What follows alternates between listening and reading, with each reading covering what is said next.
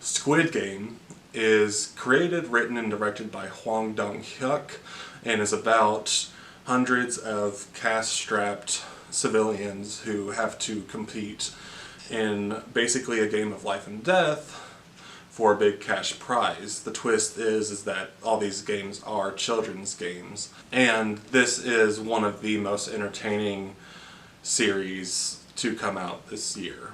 I was really surprised by it.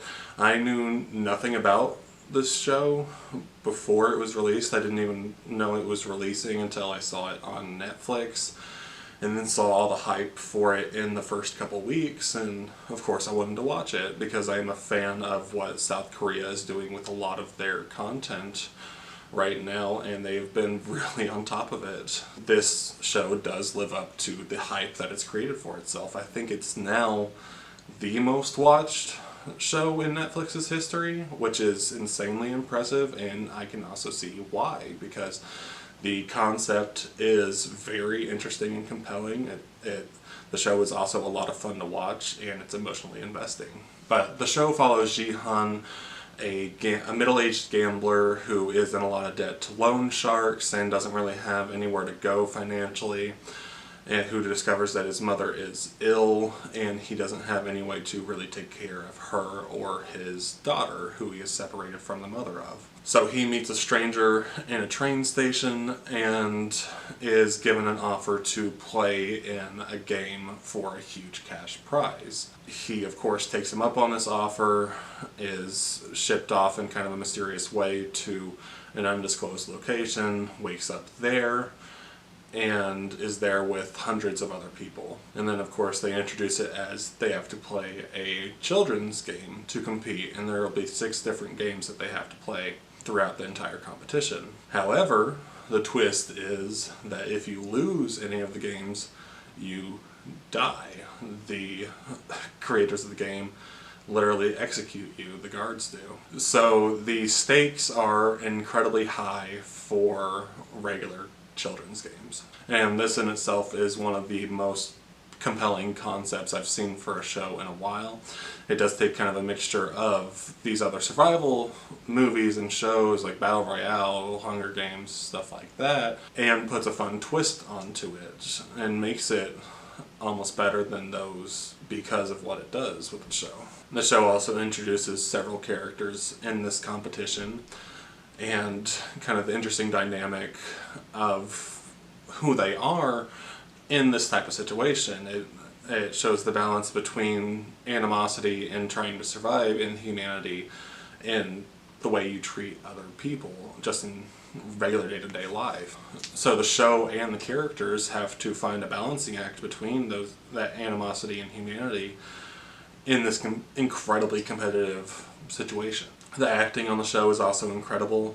Everyone is believable in their roles and helps sell every bit of what's happening. The performances, especially from the lead, Lee Jung-jae, and one of the supporting actors, Oh Young-seo, who plays the old man, are the most entertaining to watch. Jung-jae especially acts his ass off with everything he has to do, because his character has to go through a lot in this show, and he does an incredible job with it. And like I said earlier, the show is also directed by Hwang Dong-hyuk, who does a really solid job across the entire season. One thing in particular that he's really, really good at is finding the tone for this show, because he finds this really sweet spot in kind of this twisted aspect of the show where it is lighthearted at times, and the set design is also very colorful and kid-like, of course, because they're all competing in these children's games. But of course the consequences are very dire here, so there is this cool contrast between the setting and kind of the way the show has some fun with it and the actual consequences of these characters dying, and it's never to the detriment of either side of that. He finds a really good balance in that tone where this show doesn't take itself too seriously, but takes itself seriously enough where it actually does matter, and the stakes remain believable, which Hwang captures perfectly. The character writing is also incredible. You care for each character in exactly the way that it wants you to.